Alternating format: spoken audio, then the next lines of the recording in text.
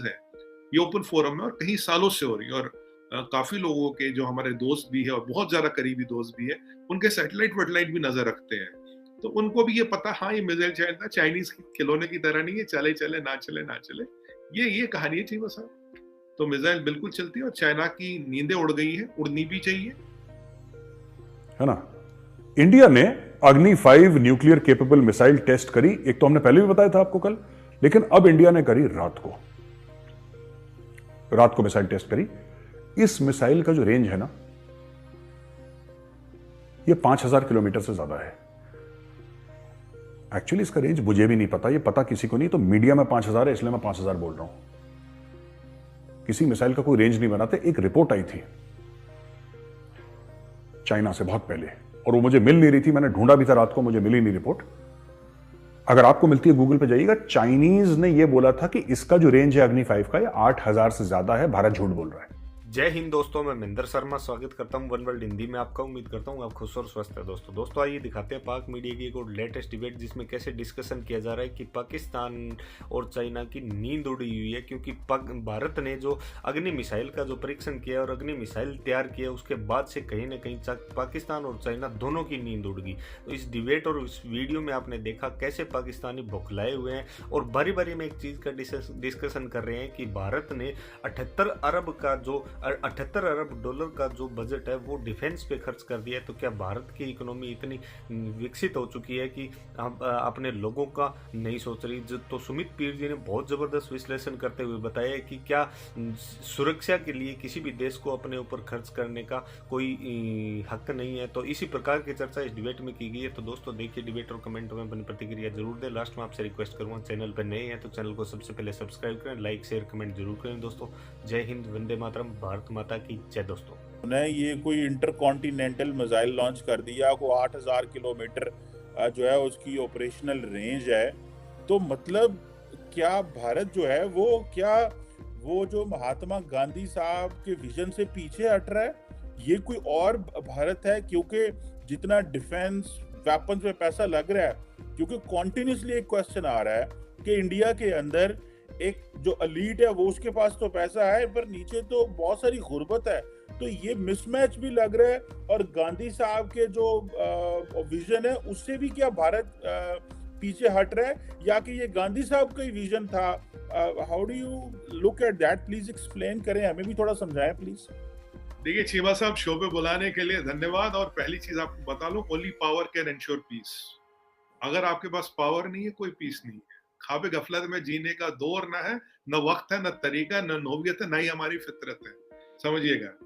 अभी डॉक्टर जयशंकर साहब एक न्यूज चैनल के कॉन्क्लेव पे थे, वहां उनसे किसी ने यही सवाल पूछा था लगभग। उन्होंने कहा diplomacy rights on the power of Indian army. अगर आप पावरफुल हो तो डिप्लोमेसी जैसे विकल्प और ऑप्शंस आपके पास है। अगर आपके पास पावर नहीं है, डिप्लोमेसी काम नहीं आएगी। ये जो हमने अभी टेस्ट केस की डिटेल में जाएंगे क्या है क्या नहीं है, इसको तो मैं चाइना किलर कहता हूँ। इसको मेरा नाम है, ऐसा कुछ नाम गवर्नमेंट का नहीं, मेरा नाम है चाइना किलर। ये मिसाइल ने चाइना की नींद उड़ाई। वो डॉग फाई जो चक्कर काट रहा था, चक्कर काटते रह गए, मिसाइल का टेस्ट हो गया। चीमा साहब, आज जो हमने उनको पछाड़ा तवांग में, जो उनको ठोका गलवान में, क्यों ठोका? हमारे पास पावर है, ताकत है, तभी तो ठोका। नहीं तो आप बताइए कि हम बातें करते रह जाए और हम चुपचाप बैठे रहे। इनफैक्ट उससे तो कुछ होगा नहीं। In fact this will ensure peace. Power only ensures piece.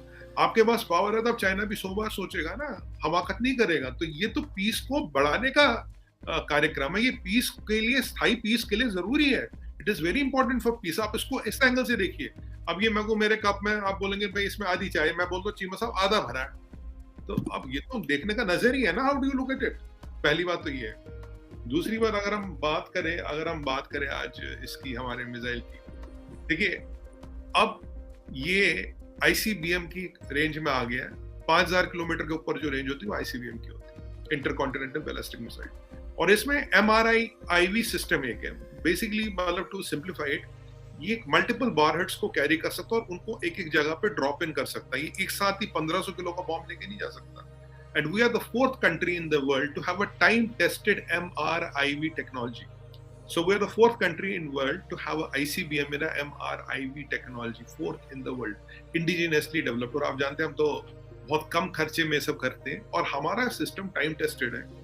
इससे चाइना की नींद उड़ गई है, क्योंकि चाइना का कोई कोना ऐसा नहीं है जहां कोई उनका लीडर या कोई ऐसा एसेट हो जो सेफ है। अगर यद्यपि ऐसी जरूरत पड़े, हम तो ईश्वर से यही कामना करते हैं जरूरत ना पड़े, पर अगर जरूरत पड़ती है, और आपने एक और चीज इसका फीचर देखा होगा, जब ये वापस एंटर करता है एटमॉस्फेयर में, ये भी टर्मिनेशन स्टेज में आता है, मैक 24 स्पीड है और एमआरआई भी है। तो मतलब इसकी मार से बचना ऑलमोस्ट इम्पॉसिबल है, because at Mach 24 if MRI no amount of missile shield can protect you. Missile shield आपको इस स्टेज पे प्रोटेक्ट करता है जब आप यहाँ होते हो, जब एटमॉस्फेयर के ऊपर चल रहे हो। तो एक टेक्नोलॉजिकल मार्वल है Cheema sahab, and we made it light weight, 3 stage solid engine, और रेंज जो 5000 से 8000 किलोमीटर तक बताई जाती है, 5500 से 8000 तक, और जो ऑफिशियल फिगर है वो 5500 की। पर 5500 में कोई गली कोचा मोहल्ला, कोई भी दर्क और कोई भी व्यक्ति चाइना का रेंज से बाहर नहीं है। बेसिकली देखिए, सीधा सीधा बोले तो इस मिसाइल का परीक्षण करने का मतलब है चाइना को एक सीधा साधा और बहुत क्लियर मैसेज है ना, वो मिसाइल से चले गए। और ये आप चेक कीजिएगा, MRIV with ICBM nuclear capable, 1500 kilo का पेलोड बहुत ज्यादा होता है। With MRV is force multiplier MRIV के साथ। There were the only 4th country in the world to have this. अभी यूएस के पास है, टाइम टेस्टेड है, Russian missiles they are number 1, China claim करता है उनके पास है, अब उम्मीद है वो चलता भी होगा, और एक हमारे पास है 100% चलता है, क्योंकि इसकी जो ट्रायल्स है ये ओपन फोरम में और कहीं सालों से हो रही है, और काफी लोगों के जो हमारे दोस्त भी है और बहुत ज्यादा करीबी दोस्त भी है, उनके सैटेलाइट वेटेलाइट भी नजर रखते हैं, तो उनको भी ये पता, हाँ ये मिसाइल चाइनीज खिलौने की तरह नहीं है, चले चले ना चले ना चले, ये कहानी है चीमा साहब। तो मिसाइल बिल्कुल चलती है, और चाइना की नींदें उड़ गई है, उड़नी भी चाहिए, और जाहिर सी बात है जी। सुमित भाई, ये लास्ट चीमा साहब, पीस के लिए सारा, टोटल पीस, शांति। लेकिन सुमित भाई, एक तरफ देखें, ये बिल्कुल शांति के लिए, अमन के लिए जी। देखिए, चाइना तो आपके बॉर्डर के करीब है। कहते हैं जो ममालिक इंटरकॉन्टिनेंटल बैलिस्टिक मिसाइल्स बनाते हैं, ठीक है जी, IBCM जो बनाते हैं, वो उन लोगों के जो विजन होता है, उन ममालिक का जो मकसद होता है, दैट इज नॉट जस्ट मतलब कि वो ये नहीं आप कह सकते ये अमन के लिए, दैट इज ऑल्सो, इसको हम बोलते हैं प्रेस्टीज फैक्टर। जैसे फॉर इंस्टेंस बहुत सारे ममालिक ने दुनिया में न्यूक्लियर वेपन जो है, फॉर एग्जांपल बरतानिया ने जो न्यूक्लियर वेपन बनाया, that is for the Prestige. देखिए मॉडल होते हैं ना, जैसे हमारा था, तो हम एक हमारी टर्म बोली जाती है सिक्योरिटी डायलेमा ना, मतलब when one gets secure other gets insecure, ठीक है।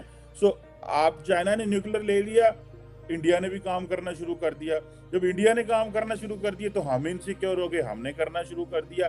सो जो इंटरकॉन्टिनेंटल, भाई आपके बॉर्डर के ऊपर मुल्क है, आगे वो डंडे मार मूर के चले जाते हैं, आप उनको डंडे मारते हैं, तो इंटरकॉन्टिनेंटल की क्या जरूरत रहेगी फिर, वो तो साथ बैठा हुआ है। तो इंटरकॉन्टिनेंटल इतना बड़ा 8000 किलोमीटर की रेंज, जो कि उसका जो रेडियस है वो तो न्यूजीलैंड ऑस्ट्रेलिया जाता है, अफ्रीका सारा कवर करता है, यूरोप कवर करता है, रशिया का सारा एरिया कवर करता है, ऊपर आर्कटिक तक जाता है। तो ये कौन सा भाई अमन आप आर्कटिक तक मिसाइल फेंक के करने वाले हैं, और नीचे पूरे इंडियन ओशन में नीचे अंटार्कटिका तक भी जा रहा है। सुमित भाई, तो इसको तो जरा एक्सप्लेन करें, is this really for security या इज दिस फॉर प्रेस्टीज के हम ये क्या यार 80 भी बना सकते सानों भी। और जो जैसे बहुत सारे हमारे गांव में बहुत सारे लोग गाड़ियां जो है ना, लड़के वो कई लोग ऐसे होते हैं जो शो ऑफ करने के लिए चीजें लेते हैं। इज दिस शो ऑफ, ठीक है, या कि वाकई जरूरत है इसकी, आप समझते हैं? क्योंकि आप बीजिंग शीजिंग तो क्रॉस आर्कटिक एंड अंटार्कटिक पे कौन सा आपको दुश्मन बैठा हुआ?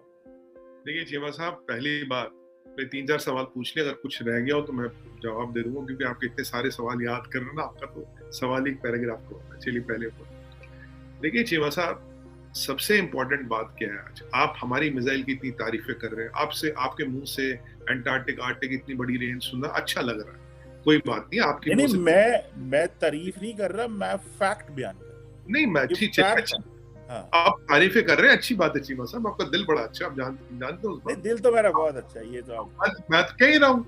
अब दूसरी बात आपने बोली, देखिए चीमा साहब, जो ऑपरेशनल रेंज है, जो MOD कहता है 5400 से 5004 5,500 किलोमीटर तक है, 5,500 किलोमीटर तक है। हाँ, अब जो सैटेलाइट टेलीमेट्री डाटा आता है, जो और डाटा आता है, जो थ्रस्ट पावर होता है, थ्रस्ट टू वेट रेशियो होता है, हमने मिसाइल को लाइट किया, ये लोगों का अनुमान है, मानना है 8,000 किलोमीटर तक जा सकती है। अब चीमा साहब ये 6,000 भी हो सकता है, 10,000 भी हो सकता है, ये 10,000 भी हो सकता है। मैं ये नहीं कहता कि नहीं हो सकता, ये 10,000 भी हो सकता है। अब जो हमारा दोस्त है, तो उसको उससे क्या डर है? दोस्त के लिए 500 या 5,000 हो, 10,000 हो या 10,000 हो, दोस्तों को तो डर ही नहीं ना। देखिए, जो चाइना का कुछ ऊपर का एरिया जो मंगोलिया से लगता है, और बिल्कुल नॉर्दर्न ऊपर का साइड ले लीजिए, उसमें चाइना को लगता था कि वहाँ इंडियन मिसाइल्स की रेंज नहीं है। वैसे भी when we are a nuclear triad जो अभी है, जो हमारे पास K4 missile with INS Arihant है, which is a nuclear powered submarine, उसमें जब हम K4 मिसाइल लगाते हैं तो उसकी रेंज 2,200 किलोमीटर हो जाती है। Now even from sea we can launch and that is nuclear capable also. K4 is nuclear capable, Kalam 4. और ये जो अग्नि 5 है, ये भी सबमरीन से लॉन्च हो सकती है। आपको जान के बड़ी खुशी होगी, सबमरीन से ये भी लॉन्च हो सकती है। अब आप मुझे बताइए, nuclear powered submarine with K4 can hit China deep into the Chinese territory, and now from the land also we can hit China deep. और MRI भी जो है, ये बहुत इंपॉर्टेंट चीज है, क्योंकि इसमें मल्टीपल वॉरहेड्स लगते हैं। You can have warheads for X, Y, Z, मैं नाम नहीं लूंगा, A, B, C, D destinations, और उनको रोकना किसी भी मिसाइल सिस्टम के लिए when it's in termination phase almost impossible होता है, क्योंकि मैक 24 की स्पीड है। मैक 24 पे किसी चीज को भी इंटरसेप्ट करना बहुत आसान नहीं होता। और ये जो चाइना इधर उधर शिप में क्यों घुमा रहा था, मैं शिप में इसीलिए घुमा रहा था, मैं कोऑर्डिनेट्स ले लूं, ये ले लूं। अब उसका शिप इंडियन ओशन से निकल गया और हमने टेस्टिंग कर ली, और हमें भी पता, मैंने आपको लास्ट टाइम बोला था ना चीमा साहब, हमें भी पता टेस्टिंग कब करनी है। और हमने नाइट कैपेबिलिटी क्यों कराई? नाइट कैपेबिलिटी इसलिए कराई ना, एक तो हमने देखिए मिसाइल में दिन रात का फर्क नहीं पड़ता है, आप भी जानते हैं। नाइट टेस्टिंग क्यों कराई? ये जो मिसाइल थी ना, म्यांमार में, ऑस्ट्रेलिया में, लाओस में, कंबोडिया में, ये वहां देखी गई, वहां की कुछ न्यूज एजेंसियों ने रिपोर्ट भी की। अब इसका मतलब क्या? दुनिया को बताते हुए, दिखाते हुए और जताते हुए हम ये टेस्टिंग कर रहे हैं।